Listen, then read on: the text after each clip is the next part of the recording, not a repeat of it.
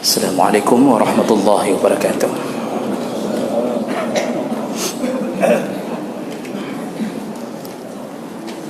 Alhamdulillahi rabbil alamin. Wassalatu wassalamu ala nabiyyina wa sayyidina Muhammadin wa ala alihi wa ashabihi ajma'in. Amma ba'd. Rabbi shrah li sadri wa yassir li amri wahlul 'uqdatam min lisani yafqahu qawli. Segala puji bagi Allah, kepada Rasulullah, pada keluarga dan seluruh sahabat-sahabatnya. Ya Allah, muliakan insyaAllah Bapak Ibu jamaah salat maghrib dan isya yang telah berhadir karena Allah. Mudah-mudahan kehadiran kita menjadi pahala di sisi Allah Subhanahu wa ta'ala. Jemaah maghrib yang dimuliakan Allah, malam ini insyaAllah kita selesaikan tentang pembahasan seputar masalah adab dalam memberi salam, ya, seputar masalah salam. Di pertemuan yang lalu kita sudah membahas beberapa di antaranya di sela-sela mati lampu, ya, yaitu hendaknya kita tidak mendahului untuk memberi salam kepada orang kafir, ya, bahkan kepada ahlul kitab, ya, jangan mendahului memberi salam.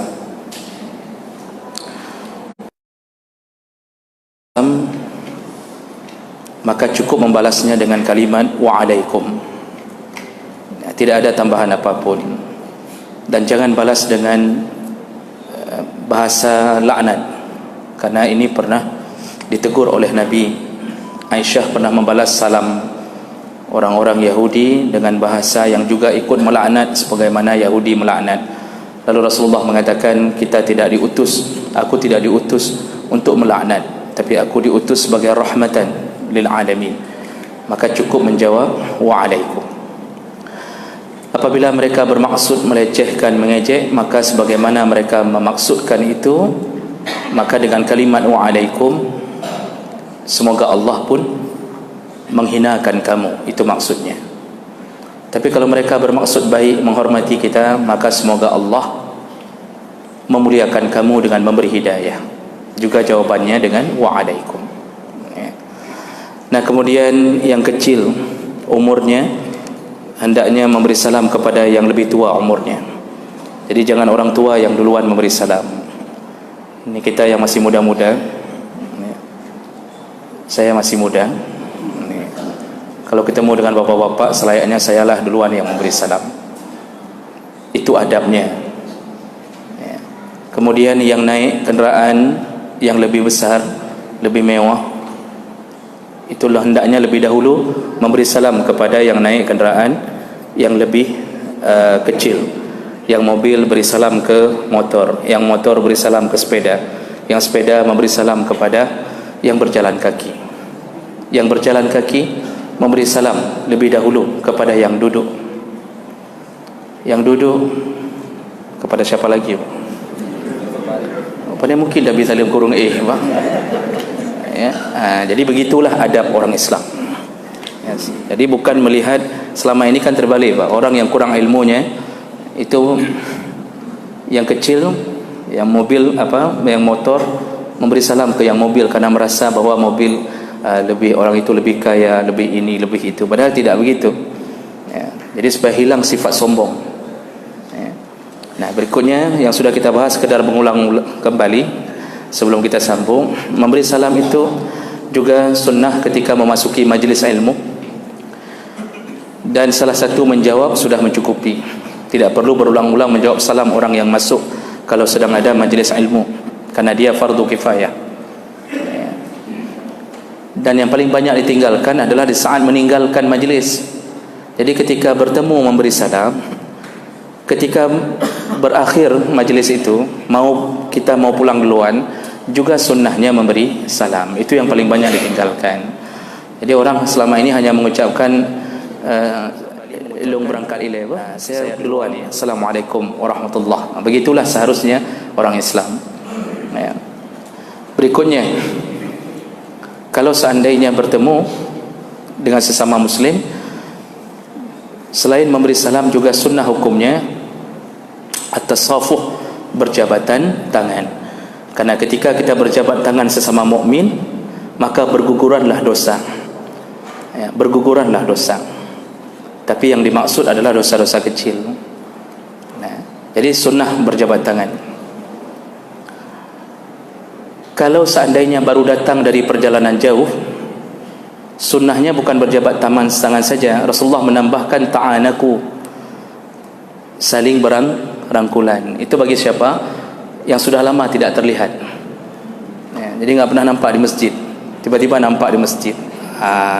Ini disuruh rangkul, alhamdulillah, terus syid masjid, misal begitu. Tapi jangan ucapkan itu, nanti setelah itu dia nggak mau pergi lagi Pak ke masjid. Jadi kita kalau dalam safar perjalanan jauh pulang dari umrah, itu selain jabat tangan disuruh peluk. Peluk itu sambil menempelkan ta'anak, unuk, leher, sambil ta'anak, artinya ada cipika-cipiki, tapi khusus sesama laki-laki. Itu pun lihat model. Kalau dengan bencong sebaiknya jangan. Karena bencong hari ini juga bahaya-bahaya. Ya. Yang bukan bencong saja bahaya, apalagi yang bencong. Ya. Jadi itu sunnah, berjabat tangan lalu memeluknya. Ya. Itu kalau jauh, dari perjalanan jauh dan lama tidak bertemu. Baik. Satu lagi yang sudah kita bahas kemarin, yaitu sebelum berbicara, kalau bertemu, sebelum berbicara atau menanyakan pertanyaan apapun, baik dalam majlis maupun ingin bertanya secara pribadi, ini sunnah hukumnya memberi salam sebelum bertanya. Karena Rasulullah mengatakan as-salam qabla al-kalam. Sebelum bicara, sebelum bertanya, maka berilah salam lebih dahulu. Ya, jadi Bapak Ibu, nanti kalau diberi sesi untuk bertanya jawab, berilah salam lebih dahulu. Kata Rasulullah, boleh tidak menjawab kalau tidak ada salam. Kata Rasulullah, as-salam qabla as-su'al. Berilah salam sebelum bertanya. Faman bada'akum bis-su'al qabla as-salam fala tujibuhu. Kalau ada seseorang di antara kamu yang bertanya tapi tidak memberi salam, maka janganlah engkau menjawab pertanyaannya. Jadi kalau enggak beri salam nanti, saya tidak mau jawab. Tapi belum tentu setelah beri salam saya jawab. Bisa jadi ada pertanyaan yang saya tidak bisa jawab. Artinya ini adab, bukan menunjukkan keharaman. Jadi bukan begitu ada orang datang langsung, lu nak tanya, saya mau tanya sesuatu, langsung kita katakan haram. Enggak boleh. Salam dulu. Ini bukan jatuh ke haram, tapi makruh, Pak. Tidak baik memulai pembicaraan sebelum salam. Baik, kita sambung berikutnya. Adab berikutnya. Habis bateri ya.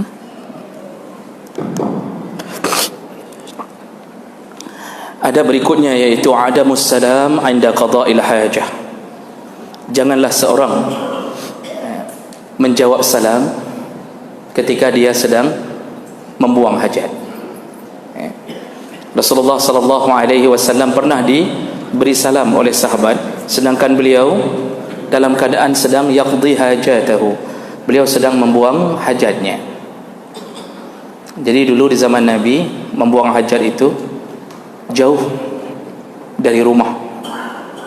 Jadi tengah padang pasir. Kalau baca riwayat tentang hadis-hadis membuang hajat, Rasulullah akan berjalan jauh ke tengah padang pasir di area yang tidak ada orang.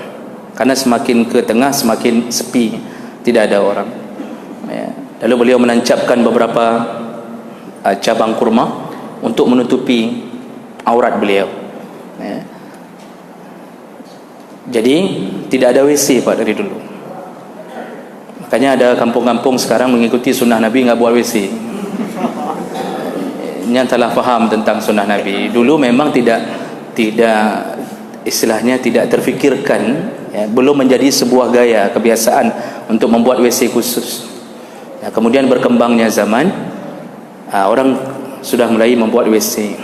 Kalau dulu zaman kecil-kecil kita, WC itu di belakang rumah, tapi masih di luar rumah, di belakang rumah. Jadi kalau mau ke WC keluar dari rumah, karena dianggap tabu memasukkan WC ke rumah. Tahun 80-an, 90-an ke atas lah, WC sudah mulai masuk ke dalam rumah, tapi posisinya masih di belakang, di dapur, rata-rata di dapur. Kemudian WC berkembang mengikuti zaman. WC berubah ke arah ruang tamu. Sekarang kita kalau masuk ke rumah orang, bicara di ruang tamu, lalu sakit perut, itu nggak berani pak ke WC, karena bunyi dari dalam WC, prong. Jadi WC itu semakin ke ruang tamu, dia seperti Yamaha, semakin maju ke depan. Dan yang anehnya lagi, WC hari ini sudah masuk ke dalam kamar. Rata-rata merata rumah ada WC dalam kamar. Jadi semakin mendekat. Mungkin tahun 2025 WC langsung di bawah kasur. Jadi kalau mau buang WC, balik kasur langsung tutup kembali, tidur kembali. Jadi sebenarnya semakin berkembangnya cara berfikir manusia, dia semakin menjauh dari syariat sebenarnya. Sebenarnya tidak baik WC terlalu berada di area yang kita melakukan ibadah di dalamnya. Berwuduk dalam WC saja sepakat ulama menyebutkan makruh, walaupun wuduknya sah selama tidak ada najis yang diyakini menempel, tapi makruh. Tidak baik berwuduk di dalam WC. Jadi dalam fikih taharah itu kurang baik. Jadi yang mau kita informasikan tadi hanya sekedar iklan saja. Ini kita informasikan bahwa kalau ada yang memberi salam, makruh menjawab salam kalau kita sedang buang hajat. Nabi ketika sedang buang hajat, falam yarudda alaihi nabi, ada yang memberi salam ke Nabi. Mungkin dia tidak tahu bahwa Nabi sedang buang hajat, mungkin hanya terlihat dari jauh, tidak dijelaskan begini, tapi intinya dia memberi salam. Atau mungkin dia tahu bahwa Nabi sedang buang hajat. Wa qala lahu, lalu Nabi setelah selesai buang hajat, jadi Nabi enggak nyaut. Falam yarudda alai, Nabi enggak nyaut. Wa qala lahu, lalu Nabi berkata kepadanya setelah buang hajat, inni karihtu an azkurallaha azza wa jalla illa ala tuhrin. Aku tidak suka menyebut nama Allah kecuali dalam keadaan sedang suci. Artinya beliau sedang buang hajat dalam keadaan tidak suci, maka beliau tidak mau menyebut nama Allah dalam keadaan sedang tidak suci. Jadi jangan jawab salam ketika sedang dalam WC, maka tidak berdosa. Walaupun hukum asal menjawab salam wajib, tapi khusus di tempat-tempat yang memang tidak layak menyebutkan nama-nama yang baik, maka tidak berdosa. Apapun ke dalam WC selain salam itu tidak dibolehkan. Jangankan menjawab salam, berbicara saja makruh. Bernyanyi sendiri itu lebih makruh. Dan itu bahagian daripada godaan syaitan. Kalau kita dipanggil nama, itu cukup hanya berdeham-deham. Jadi cukup aham, begitu saja. Berulang-ulang kali cukup hanya aham. Itu untuk menandakan ada orang dalam WC. Jadi bicara saja makruh dalam WC. Jadi jangan berbisnis orang dari luar bicara, lalu kita di dalam nyaut, berapa jadinya jual tanah tu? Ambil jual aja 1 meter 300.000. Itu satu orang di WC, satu di luar, kan cukup ini tidak dibolehkan. Baik, ada berikutnya. Ini kita habiskan pada malam ini. I'adatus salam salasan, khususan idza lam yasma'. Sunnah hukumnya mengulang salam 3 kali bagi mereka yang setelah diberi salam tidak mendengarkan, tidak terdengar. Fa inna Nabi sallallahu alaihi wasallam kana idza sallama salasan. Rasulullah sallallahu alaihi wasallam kalau memberi salam, maka beliau memberi salam 3 kali. Wa idza takallama bi kalimatin a'adaha salasan.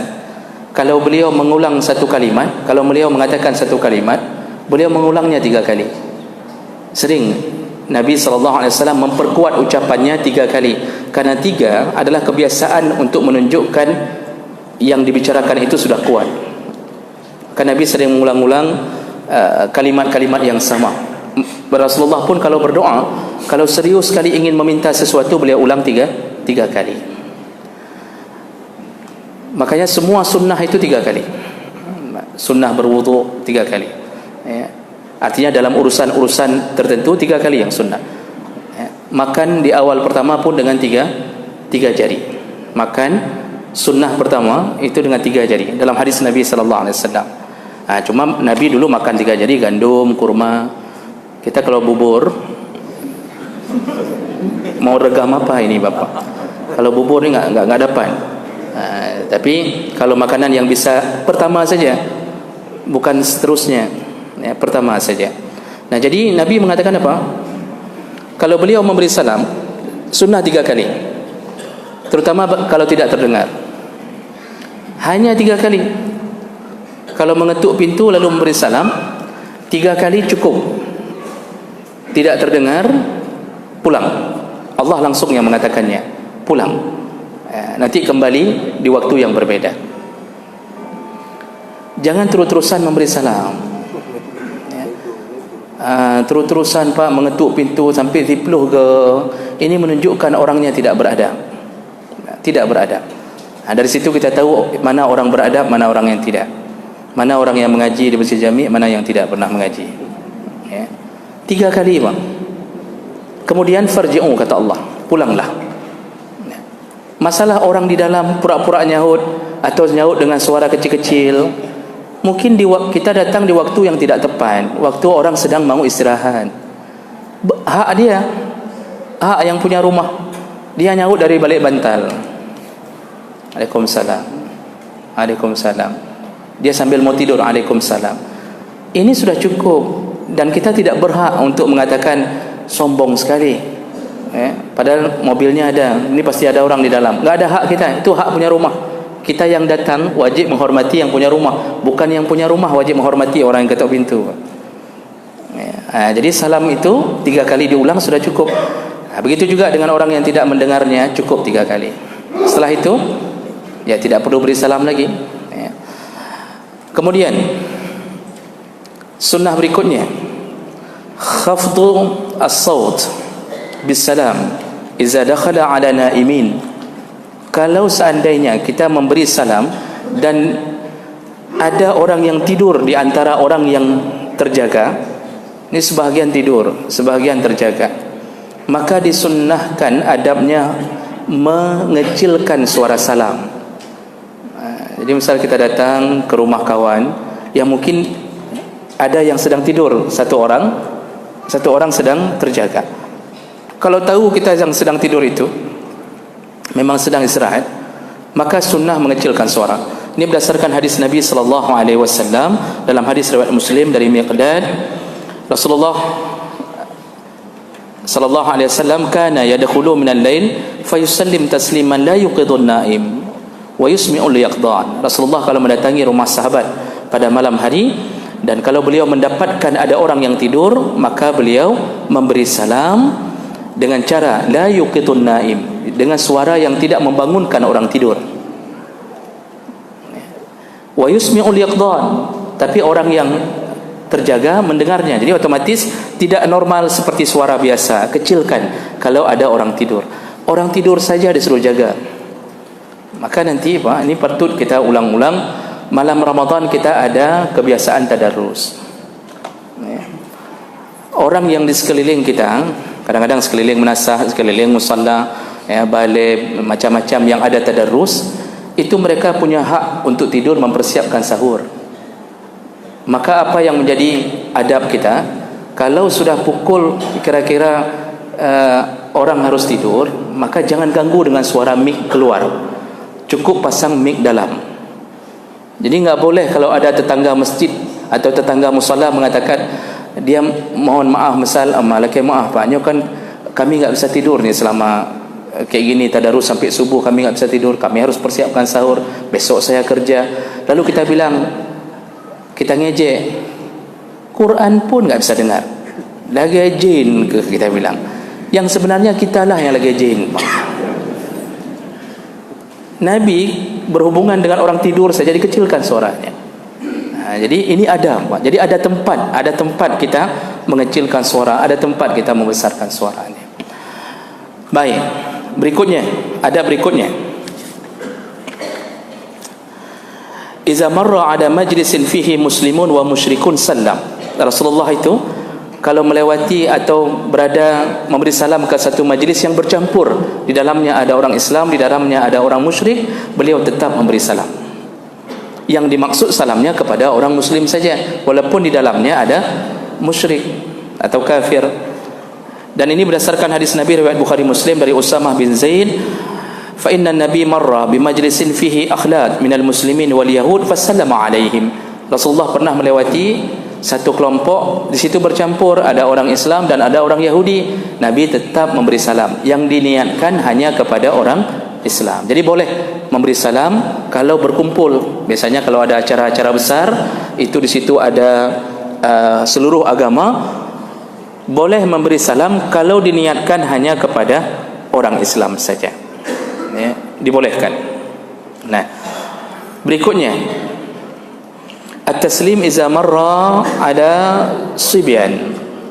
Juga sunnah hukumnya memberi salam kalau melewati sekumpulan anak-anak. Fa inna Nabi sallallahu alaihi wasallam marra ala sibyanin fasallama alaihim. Dalam hadis riwayat Bukhari Muslim dari Anas bin Malik, Rasulullah sallallahu alaihi wasallam pernah melewati sekelompok anak-anak yang sedang bermain, fasallama alaihim. Rasulullah pun memberi salam kepada mereka. Nah, jadi kenapa ini disebutkan? Karena ada sebahagian orang mengira menyuanamin ala itu nggak usah lah salam ke anak-anak. Itu kan masih anak-anak itu, apalagi mereka nggak ada dosanya segala macam. Padahal Nabi kalau melewati anak-anak memberi salam.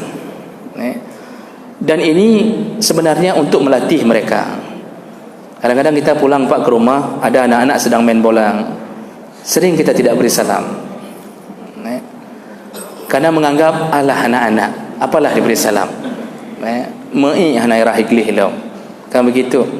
Tapi sebenarnya disuruh beri salam. Jadi berhentikan mobil sebentar di tengah-tengah mereka main bola, itu lalu memberi salam. Tapi jangan lama sekali berhenti mobilnya, cari tipak motor tipak apa. Kenapa? Mereka juga perlu melanjutkan. Tapi sunnah hukumnya memberi salam kepada anak-anak untuk melatih mereka. Beginilah orang Islam yang sebenarnya. Anak udik pasti ikut mati mandum.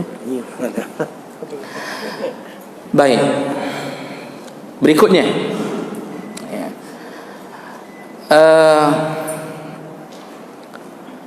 at-taslim. Ada berikutnya at-taslim iza marra ala jami' niswah. Dibolehkan memberi salam kalau melewati sekumpulan perempuan, dibolehkan. Tapi sekumpulan jami', dan ini berdasarkan hadis Nabi sallallahu alaihi wasallam dari Asma binti Yazid, marra alaina Nabi sallallahu alaihi wasallam fi jam'i niswah fasallama alaina. Rasulullah pernah melewati di depan kami, yaitu sekumpulan perempuan sedang berkumpul ramai, fasallama alaina, Rasulullah memberi salam kepada kami. Ini menunjukkan bahawa, ini hadis riwayat Ahmad, Abu Daud, Tirmizi dengan derajat yang hasan, menunjukkan bahawa tidak bermasalah memberi salam kepada sekelompok perempuan. Jadi berkumpul ramai-ramai tidak masalah. Yang makruh yang disepakati oleh para ulama yaitu memberi salam kepada seorang perempuan yang masih menarik hati kita, cantik. Kalau janda masih berkembang, ini kita sengaja beri salam, atau walaupun tidak sengaja, karena sudah biasa. Tapi ternyata para ulama memakruhkan memberi salam kepada perempuan, ya, yang kira-kira masih hati kita masih tertarik kepadanya. Kenapa? Takut menimbulkan fitnah. Fitnahnya bisa dua. Bisa dia tertarik dengan salamnya kita, atau suami orang memang sedang bermasalah dengan suaminya. Kadang-kadang kita tanpa sadar kita memberi salam dengan kelembutan, langsung dia membandingkan, nyo ke nyo lagi nyo, suami idaman beginilah seharusnya. Ada 2 kali kita kasih salam, mulai dia tertarik dengan kita. Apa hukumnya mengganggu suami orang? Haram. Ini dosa disebut dengan takhbib. Rasulullah mengatakan laisa minna man khabbaba, ya. Bukan umatku mereka yang melakukan takhbib. Apa itu takhbib? Mengganggu istri orang. Itu dosa besar. Haram surga kata Rasulullah mereka yang berzina dengan istri tetangganya. Haram surga. Karena ini seburuk-buruknya perbuatan. Jadi memberi salam itu kadang-kadang jalan menuju ke situ. Sebaiknya kalau bertemu perempuan yang dalam pandangan umum cantik, makruh, sebaiknya enggak usah beri salam, lewati saja. Dan bisa jadi fitnah itu kita yang tertarik dengannya. Waktu dia menjawab salam, kelembutannya, kita yang tertarik. Jadi ujung-ujungnya fitnah.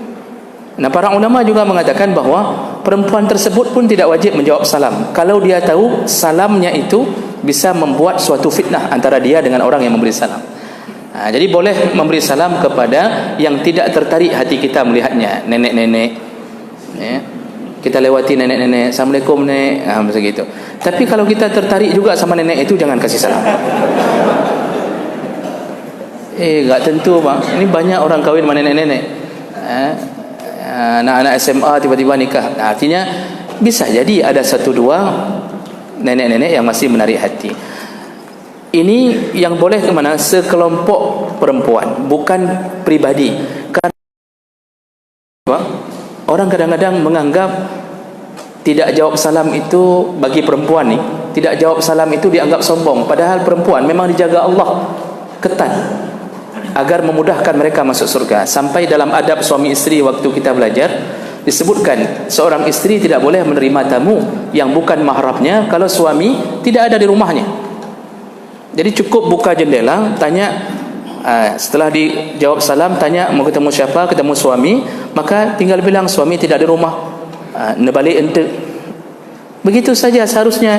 Tidak boleh masuk dulu, nanti sebentar lagi suami pulang jam 12 lalu duduk berdua dengan yang bukan mahramnya. Tidak dibolehkan berada dalam rumah.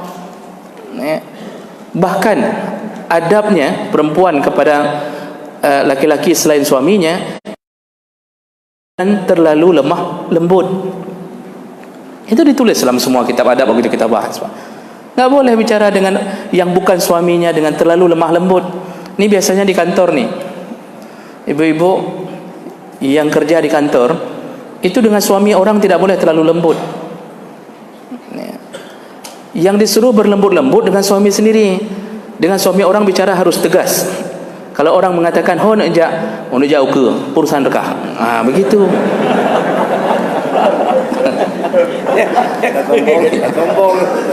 Tapi enggaklah sampai begitu ya. Artinya enggak boleh, abang mau ke mana dek, abang mau begini segala macam. Masya Allah, dengan suami sendiri itu enggak begitu kadang-kadang di rumah. Dek tolong buat kopi sebentar, kapreh kaduin nanti aku pegang kopi kapreh kan. Tapi dengan suami orang baru disuruh beli, kabel kopi sian, boleh bang beli begini, Masya Allah, tidak boleh. Ini kita sudah keluar dari adab Islam sebenarnya. Makanya kenapa banyak terjadi perzinaan dan perselingkuhan, gara-garanya Pak terlalu lembut dengan suami orang, dengan suami sendiri tidak lembut. Inilah, disinilah penyebab dosa muncul. Baik, berikutnya sedikit lagi. Kemudian istihbab tabligh as-salam min syakhsin li akhar. Disunnahkan juga kalau kita tidak bisa bertemu dengan seseorang, tapi dengan memberi salam, mengirim salam. Jadi ada sunnahnya mengirim salam. Mana dalilnya? Iaitu waktu Jibril turun menemui Nabi sallallahu alaihi wasallam, lalu Nabi berkata kepada Aisyah, "Inna Jibril yaqra 'alaikas salam." Aisyah, Jibril mengirim salam kepadamu. Kata Rasulullah. Lalu faqalat Aisyah radhiyallahu anha, "'Alaika wa 'alaihi salam." Ya. Fa innahu yara ma la ara. Kata beliau, "'Alaika wa 'alaihi salam." Ya. Karena Rasulullah bisa melihat sesuatu yang tidak aku lihat. Jadi mengirim salam itu bukan dengan mengatakan ada orang kirim salam dengan ucapan Assalamualaikum warahmatullah. Tidak begitu, Pak. Hadis-hadis Nabi, kejadian pada Khalid bin Walid juga begitu. Dia mengucapkan hanya ada yang kirim salam kepada kalian. Begitu saja. Jadi mengirim salam cukup mengatakan si fulan kirim salam kepadamu. Cara jawabnya bagaimana? Alaika, kita ucapkan dulu kepada yang memberi, yang menyampaikan. Alaika wa alaihi salam. Begitu cara jawab kalau ada orang memberi salam. Apakah hukumnya juga wajib? Sepakat ulama, kalau dikirim salam tetap wajib jawab, sama dengan hukum menjawab salam. Jadi bagaimana kalau salamnya dikirim melalui WA, melalui Facebook, sama waktu kita sampaikan kepada orang yang diberi, maka jawabannya tetap wajib alaika. Kalau dia perempuan, alaiki wa alaihi salam. Atau kalau yang mengirim perempuan, alaiki wa alaihas salam. Begitulah kalau dikirim salam. 1 menit. 1 menit. Kalau kita masuk ke rumah, ini yang terakhir, Pak. Ini betul-betul terakhir. Betul Ustaz Farur, ini terakhir. Kalau kita datangi rumah yang kebetulan kosong, apakah kita pulang dari jauh? Ini kita satu keluarga ke Banda, pulang, kemudian tidak ada orang di rumah.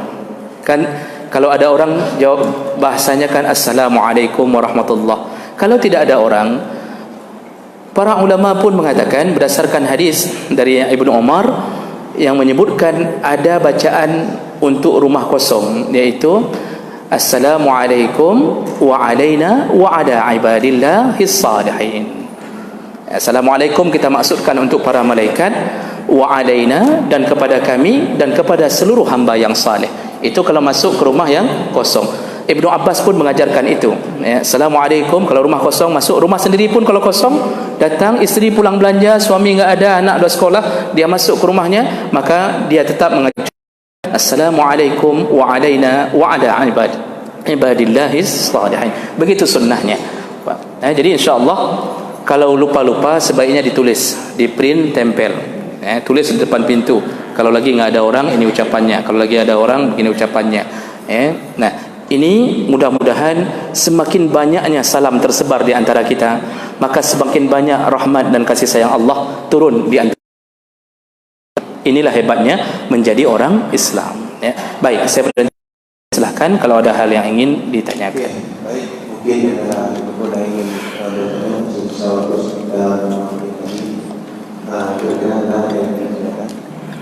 silakan Pak Nasir.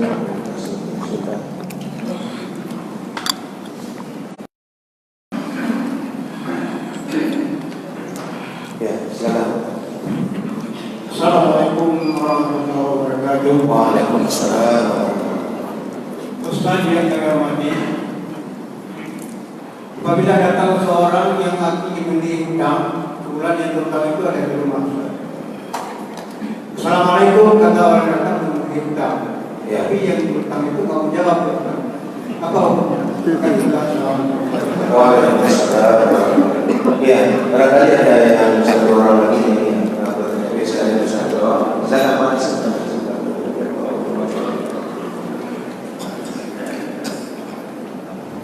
ya, silakan ayat ini. Assalamualaikum warahmatullahi wabarakatuh. Waalaikumsalam. Kebanyakan kalau seandainya di daerah kita atau di seputaran rumah kita itu ada musala atau menasah. Adakah kewajiban kita harus salat di sana? Maksud saya kalau kita pergi seperti inilah, kami salat di masjid ini, apakah berdosa? Sementara di sana ada jemaah kecil. Terima kasih. Assalamualaikum warahmatullahi wabarakatuh. Waalaikumsalam warahmatullahi wabarakatuh. Mungkin ada dua pertanyaan. Satu lagi boleh. Di belakang saya tahu di sini juga ada seperti biar tidak ada sana dulu. Ya saya akan kasih. Saya akan. Assalamualaikum warahmatullahi wabarakatuh. Waalaikumsalam warahmatullahi wabarakatuh. Apa hukumnya mencium tangan ketika kita ucapkan salam kemudian kita cium tangan orang yang lebih tua atau ustaz atau siapa? Kemudian apa hukumnya kalau anak perempuan cium tangan kepada ustaz yang laki-laki? Terima kasih. Assalamualaikum warahmatullahi wabarakatuh. Waalaikumsalam. Mungkin tidak dulu ya, karena itu ya kita akan usah. Ini ada pertanyaan pertama. Umum kita salam, tidak mau jawab. Baik, terima kasih banyak Bapak atas semua pertanyaannya. Yang pertama tentang ketika orang memberi salam ingin menagih hutang. Rupanya orang yang dimaksud yaitu orang yang berhutang tidak menjawab salam. Antara hutang dan salam ini dua bab yang berbeda. Ini dua bab yang berbeda, tidak saling bersangkut paut. Kalau ada orang menagih hutang kemudian memberi salam, kalau tidak dijawab, tetap hukumnya sama dengan yang lain kalau tidak menjawab salam dengan sengaja. Karena menjawab salam hukumnya fardu kifayah. Kalau dia sendiri otomatis menjadi fardu ain. Hukumnya berdosa. Kecuali dia menjawab salam tapi dengan suara kecil, maka tidak mengapa.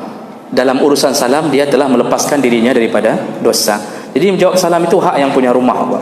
Mau jawab dengan besar, kalau dia mau terima tamu boleh. Kalau dia jawab kecil dengan sengaja tidak mau terima tamu, hukumnya juga dibolehkan menjawab dengan suara kecil. Nah, ini bab pertama.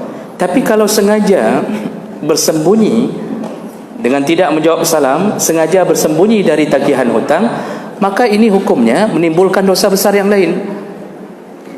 Sengaja enggak jawab salam untuk tidak ketahuan ada orang dalam rumah. Ini dosa besar. Rasulullah sallallahu alaihi wasallam menyebutkan matlul ghani zulmun. Orang yang sudah punya uang lalu menunda-nunda hutangnya, membayar hutangnya, zalim. Kalau dia mati dalam keadaan zalim. Rasulullah sallallahu alaihi wasallam banyak sekali hadis-hadis yang mencela, melaknat dan mengharamkan surga bagi mereka yang masih berhutang dan sampai meninggal tidak ada rencana bayar hutang. Banyak sekali. Jadi ini dua bab yang berbeda. Kalau sengaja tidak jawab salam dosa, dan kalau sengaja tidak jawab salam untuk menghindar dari hutangnya, ini pun punya dosa yang baru. Ya, ini yang pertama Bapak ya. Kemudian apakah wajib salat berjamaah di musalla yang ada di dekat rumah kita? Tidak ada kewajiban untuk salat berjamaah di area tempat kita tinggal, kecuali tidak ada yang menghidupkan jamaah kecuali dengan kehadiran kita di situ. Karena Rasulullah sallallahu alaihi wasallam berkata, "Ma min qaryatin la tuqamu fihi al-jama'ah fi salasati ayyam illa istahwaza 'alaihim asy-syaitan." Satu kampung yang tidak mendirikan jamaah, artinya tidak ada azan, tidak ada jamaah, selama 3 hari tidak ada jamaah, maka ku pastikan, kata Nabi, istahwaza alaihim syaitan, pasti kampung itu dikuasai oleh syaitan. Jadi kapan baru wajib ke musalla di kampung kita? Enggak ada yang menghidupkan kecuali kita. Maka di saat itu berubah kewajiban kepada kita. Kalau ada di sana, maka tidak wajib, boleh melangkah ke masjid kemanapun yang kita sukai. Tapi kalau Jumaat, Pak, kalau dalam hitungan mazhab Syafi'i, itu harus 40 orang mukim yang salat di masjid di kampungnya. Ya. Nah, jadi berbeda lagi hukumnya kalau urusan dengan Jumaat. Baik. Berikutnya yang terakhir, mencium tangan guru ini dibolehkan, Pak.